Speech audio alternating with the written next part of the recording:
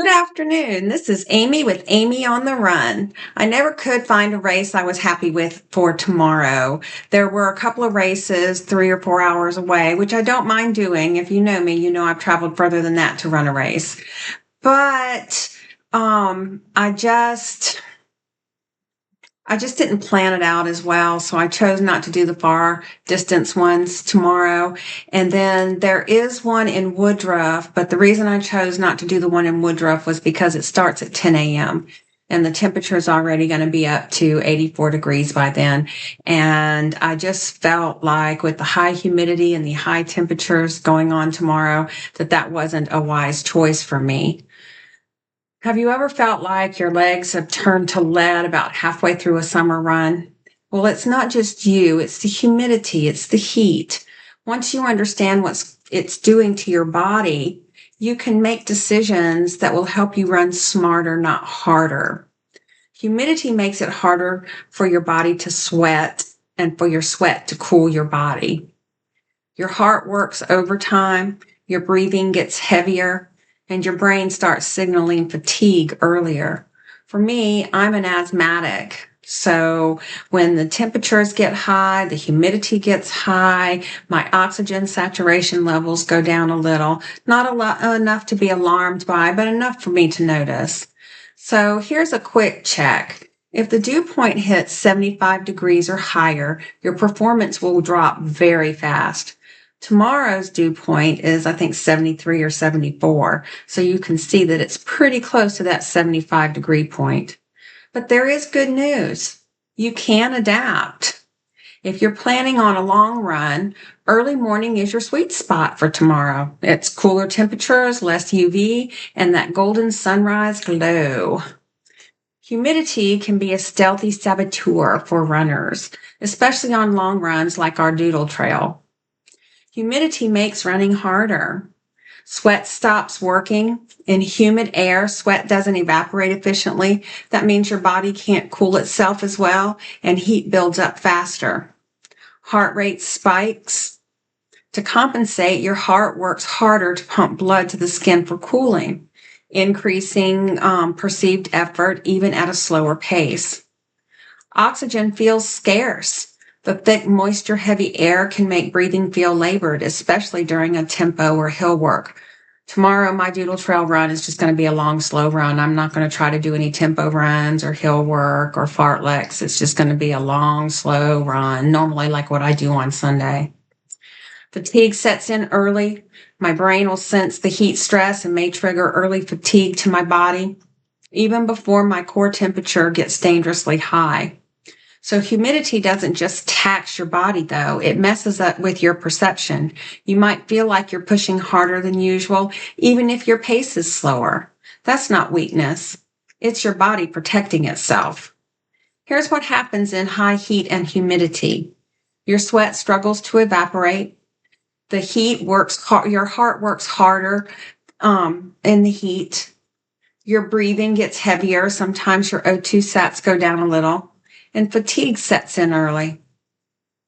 But knowing this means you can plan smarter. My plans to adapt, I'm going to run early, like my 6:30 a.m. Doodle Trail start. Early is a smart move. I'm going to hydrate proactively. I'll start sipping before I feel thirsty. Might even consider to drink some electrolytes. I'm going to adjust my expectations by using effort-based pacing instead of chasing numbers. And I'm going to dress light with moisture-wicking gear and breathable fabrics. I think I have an Under Armour shirt and shorts to wear tomorrow. Let's look at this Saturday in Easley, for example. 6:30 a.m. is 74 degrees, 92% humidity. The afternoon high is 92 degrees. The dew point is around 73 degrees Fahrenheit. Early is my power window before the heat really kicks in. So to recap, my humidity-proof long run on the Doodle Trail, I'm going to hit the trail at sunrise, dress light, think breathable and sweat wicking, hydrate today and tomorrow, before, during, and after. And I'm going to adjust my pace by effort, not by my watch. Isaiah 43:2 says, "When you walk through the fire, you will not be burned. The flames will not set you ablaze. On the hottest days, this verse reminds us the challenge doesn't consume us, it refines us. Buddha said, endurance is one of the most difficult disciplines, but it is to the one who endures that the final victory comes. I'm going to read that one more time. Just listen. Endurance is one of the most difficult disciplines, but it is to the one who endures that the final victory comes. Running in heat isn't just physical, it's a spiritual practice. Every step is a lesson in patience, presence, and letting go. Sun Tzu said, plan for what is difficult while it is easy. Do what is great while it is small. The best runners don't just react, they anticipate. They train in the heat, not to suffer, but to sharpen their edge. Don't let the heat break you, let it shape you. You are built for more than survival. You are built for strength and endurance. Remember, heat and humidity might slow my pace, but it doesn't have to steal my momentum or my spiritual connection.